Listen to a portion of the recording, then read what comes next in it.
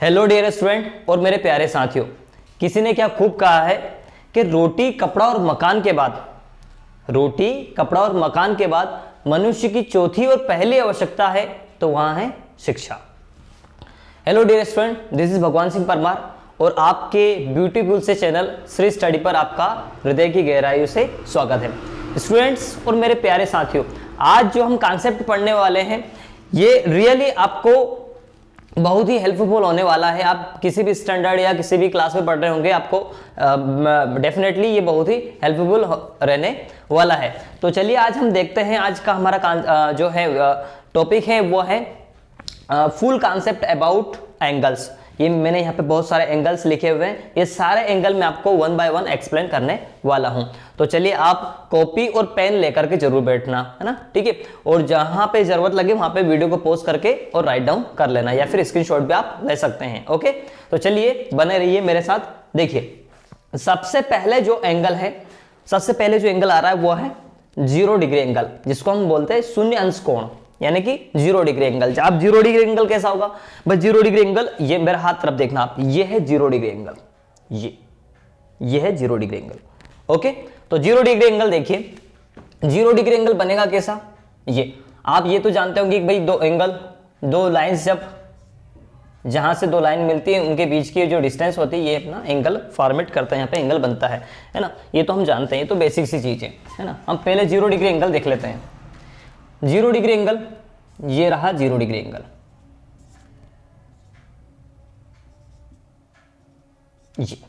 ये कोई पॉइंट्स ले ली मैंने, 0 डिग्री एंगल। ओके, ये इस टाइप का एंगल बनेगा 0 डिग्री एंगल, जिसको हम बोलेंगे 0 डिग्री एंगल। ओके, नेक्स्ट है आपका एक्यूट एंगल, जिसको हम बोलते हैं न्यून कोण। एक्यूट एंगल कौन सा होगा? अभी 0 डिग्री बनाया था, ये एक्यूट एंगल। एक्यूट एंगल वो एंगल है भाई, 0 डिग्री तो अभी देखा कि जिसके माप जो है, जिसकी मेजरमेंट 0 हो वो 0 डिग्री एंगल है ना। अब एक्यूट एंगल कौन है? जिसकी मेजरमेंट, जिसकी जो माप है वो 0 से ज्यादा और 90 से कम हो, है ना। इसकी माप क्या होगी? 0 से ज्यादा और 90 से कम, ये है ना। ये रहा आपका एक्यूट एंगल है ना। ये रहा आपका एक्यूट एंगल बोले तो न्यून कोण, ठीक है। यहाँ पे कुछ भी आप नाम दे दीजिए, A 0 और ये B होगा, है ना। ये एक्यूट एंगल मतलब इसकी जो वैल्यू होती है वो 0 डिग्री से तो ज्यादा होती है और 90 डिग्री से कम होती है, ठीक है। नेक्स्ट है हमारा राइट एंगल मतलब समकोण। अब समकोण कैसा रहता है? देखिए समकोण कैसा रहता है, समकोण कैसा रहता है? ये रहा समकोण, ये रहा आपके सामने समकोण, ये रहा, जिसकी वैल्यू होती है 90 डिग्री, ठीक है। इसकी वैल्यू कितनी होती है? 90 डिग्री। मतलब ऐसा कोण जिसकी माप कितनी हो? 90 डिग्री हो, है ना, 90 अंश हो, वो हमारा समकोण त्रिभुज यानी कि राइट एंगल कहलाएगा। ओके, नेक्स्ट है अपना ऑब्ट्यूस एंगल बोले तो अधिक कोण कौन कैसा होगा? ऐसा कोण या ऐसा एंगल जिसका जो वैल्यू हो वो मोर देन 90 डिग्री हो। क्या हो? मोर देन 90 डिग्री, ठीक है। क्या हो? मोर देन 90 डिग्री है ना। मोर देन 90 डिग्री जिसकी वैल्यू हो वो अपना क्या होगा? अपना ऑब्ट्यूस एंगल यानी कि अधिक कोण होगा, ठीक है। ओके, अगला आपका आ रहा है स्ट्रेट एंगल क्या होगा? जिसको हम हिंदी में बोलते हैं रिजु कोण मतलब ये सीधी लाइन, ठीक है। अभी हमने 0 degree angle, acute angle, right angle और फिर ऑब्ट्यूस एंगल और फिर स्ट्रेट लाइन बोले तो आपकी, मैं यहां पे ड्रॉ करके दिखा रहा हूं, ये रहा आपका, ठीक है।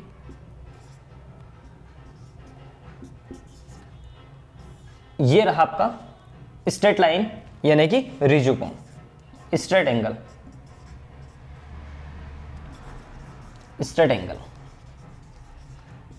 बोले तो आपका क्या हो जाएगा? रिजु कोण, जिसको हम बोलते हैं रिजु कोण, ठीक है। आई होप कि आपको समझ में आ रहा होगा और इन्हें आप राइट डाउन करते चले। ओके, नेक्स्ट है हमारा रिफ्लेक्स एंगल।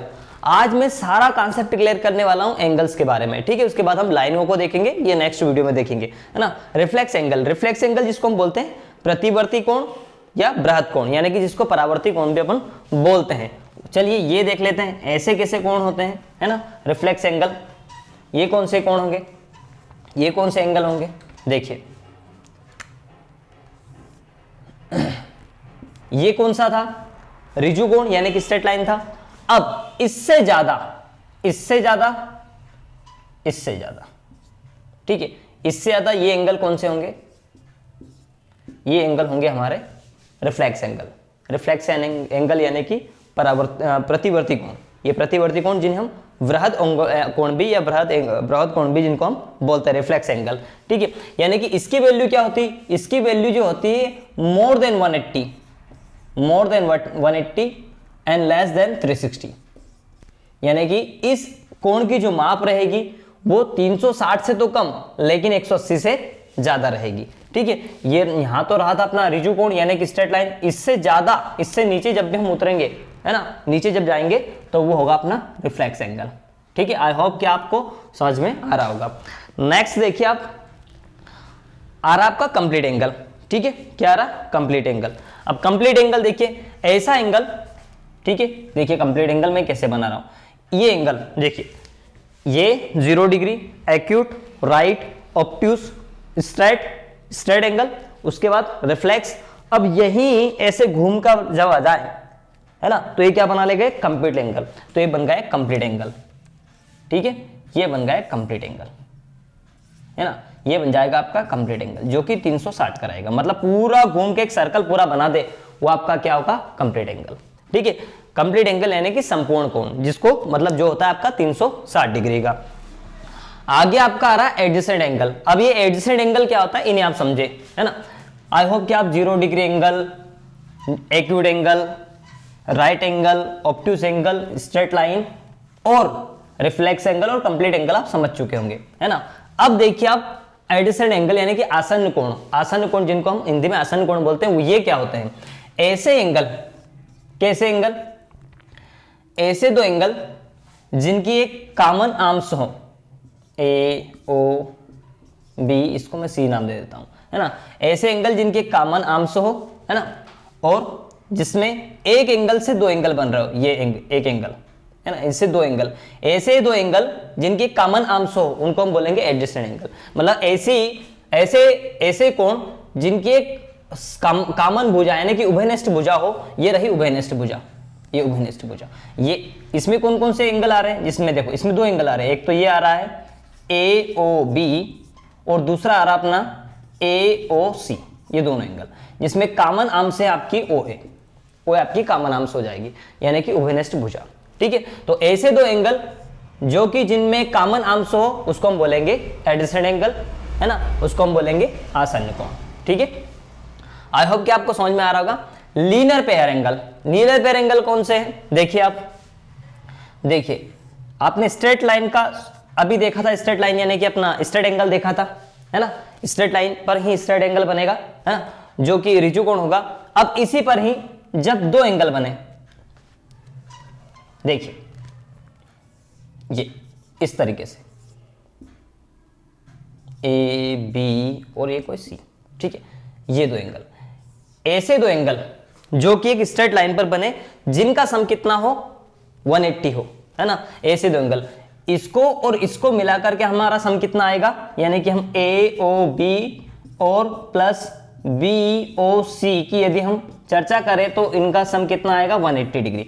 ऐसे दो एंगल, है ना, जो कि स्ट्रेट लाइन पर बने हो, ऐसे दो एंगल जिनका सम कितना आए, है ना, जिनका सम आए 180 डिग्री, जिनको हम क्या बोलेंगे, रेखीय युग्म, है ना, जिन्हें बोलेंगे लीनियर पेयर ऑफ एंगल, है ना। ऐसा नहीं है कि इसमें दो एंगल हो, इसमें कितने भी एंगल ले लो आप, एक और ले लिया मैंने, इसको मैं डी नाम दे देता हूं, इसमें एक और ले लिया, 3-4 एंगल, मतलब जब एक स्ट्रेट, ये स्ट्रेट लाइन, इस पर बनने वाले जितने भी एंगल, कितने भी एंगल हो, इस पर बनने वाले जो भी एंगल हो उनका सम यदि कितना है 180 डिग्री आए तो इन सारे एंगल्स को हम क्या बोलेंगे, लीनियर पेयर बोलेंगे, यानी कि रेखीय युग्म हम उनको बोलेंगे, ठीक है। आई होप कि आपको समझ में आ रहा होगा।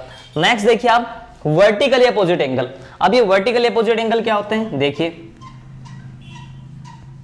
वर्टिकली अपोजिट एंगल, देखिए जब दो लाइन, एक लाइन ये एक लाइन ये, जब दो लाइन एक दूसरे को इंटरसेक्ट करती है यानी कि प्रतिच्छेद करती है, यहां पे इन्होंने ओ पर इंटरसेक्ट किया, ये कोई लाइन ए बी और ये सी और ये डी, ठीक है। तब ये लाइन क्या करेगी, ये देखिए ये लाइन कुछ एंगल्स बनाएगी, ये जो एंगल रहेंगे ये एंगल रहेंगे वर्टिकल अपोजिट एंगल, ये एंगल कैसे होंगे, वर्टिकल अपोजिट एंगल रहेंगे और ये एंगल दोनों क्या रहेंगे, बराबर रहेंगे, ये और ये एंगल। यानी कि मैं बात करूं A O D, angle A O D किसके बराबर हो जाएगा बी ओ सी के, एंगल बी ओ सी के, ठीक है। दूसरा यदि मैं देखूं तो ए ओ सी, एंगल ए ओ सी किसके बराबर हो जाएगा, बी ओ डी के, एंगल बी ओ डी के बराबर हो जाएगा। तो इन्हें हम बोलते हैं वर्टिकल अपोजिट एंगल, जिन्हें हम हिंदी में बोलते हैं शीर्षाभिमुख कोण। ओके, जिनका एक ही शीर्ष हो, ऐसे एंगल जिनका कॉमन क्या हो, वर्टेक्स हो, उन्हें हम क्या बोलेंगे, शीर्षाभिमुख कोण। ओके, अगला आपका आता है कॉम्प्लीमेंट्री एंगल। कॉम्प्लीमेंट्री एंगल क्या होंगे, इन्हें समझिए, इन्हें आप राइट डाउन करते चले, है ना, आपकी एक नोटबुक तैयार करें जिसमें आप राइट डाउन करते चले ताकि नेक्स्ट टाइम आप इन्हें खोल करके देख सके। ओके, दूसरा देखिए आप कॉम्प्लीमेंट्री एंगल यानी कि पूरक कोण। कॉम्प्लीमेंट्री एंगल्स वो होते हैं जिनका सम 90 डिग्री हो, ऐसे दो एंगल जिनका सम क्या हो, 90 डिग्री हो। जैसे कि मान लो ये दो एंगल, मैं यदि इन दोनों एंगलों की बात करूं, ठीक है, ये रहा 90 डिग्री, इस पर दो एंगल बन रहे हैं, देखिए आप, एक ये कॉमन आर्म्स हो गई अभी जो बताया था। अच्छा, ये जो कॉम्प्लीमेंट्री एंगल बन रहे हैं, इस टाइप के एंगलों को हम बोल सकते हैं एडजेसेंट एंगल भी हम इनको बोल सकते हैं। तो देखिए ए ओ बी और ये सी, है ना, तो इस टाइप के जो एंगल रहेंगे ये और ये, इन दोनों का सम यदि 90 डिग्री आ रहा है, वैसे तो है ही सही, इन दोनों का सम 90 डिग्री आ रहा है, इस टाइप के एंगल को ए ओ बी और बी ओ सी, इनका सम कितना आ रहा है, 90 डिग्री। इस टाइप के एंगल्स को हम क्या बोलेंगे, इस टाइप के एंगल्स को हम बोलेंगे कॉम्प्लीमेंट्री एंगल, है ना। जैसे कि मान लो एक ट्रायंगल भी यदि हम ड्रॉ करें, ये तो रहा 90 डिग्री का राइट एंगल ट्रायंगल, यदि हम ड्रॉ करें तो ये और ये एंगल, इन दोनों का सम भी कितना होगा, 90 डिग्री होगा। तो इस टाइप के इन दोनों एंगलों को हम क्या बोलेंगे, कॉम्प्लीमेंट्री एंगल, ठीक है। ये रहा अपना कॉम्प्लीमेंट्री एंगल जिसे हम बोले पूरक कोण। अब आता है लास्ट है अपना सप्लीमेंट्री एंगल। सप्लीमेंट्री एंगल कौन से होंगे, ऐसे एंगल जिनका सम क्या हो, 180 डिग्री हो। ऐसे दो एंगल जिनका सम क्या हो, सपोज कोई ए ओ बी और कोई सा बी ओ सी, ऐसे दो एंगल होंगे जिनका सम कितना हो, 180 डिग्री। जैसे कि अभी मैंने थोड़ी देर पहले ड्रॉ किया था इस टाइप के, इन दो एंगलों का सम क्या होना चाहिए, जैसे कि ये होगा ए ओ बी और ये होगा सी, इन दो एंगलों का सम कितना हो, 90 डिग्री 180 डिग्री। ऐसे दो एंगल जिनका सम कितना हो, 180 डिग्री हो, इस टाइप के एंगल को हम बोलेंगे समपूरक कोण यानी कि सप्लीमेंट्री एंगल्स। ओके, तो आई होप कि ये आपको सारे एंगल्स जो है समझ में आ चुके होंगे। यदि नहीं समझ में आओगे तो फिर से एक बार और रिपीट देखिए इनको, आपको डेफिनेटली अच्छे समझ में आ जाएंगे। और हाँ, ये आप किसी भी स्टैंडर्ड में हो, आपको कॉम्पिटिटिव एग्जाम तक ये काम आने वाले हैं, तो इन्हें आप अच्छे से समझे और अच्छे से देखें। और यदि ये वीडियो आपको हेल्पफुल रहता है या अच्छा लगता है तो प्लीज इसे लाइक, शेयर और सब्सक्राइब करना ना भूलें। Okay, thank you so much.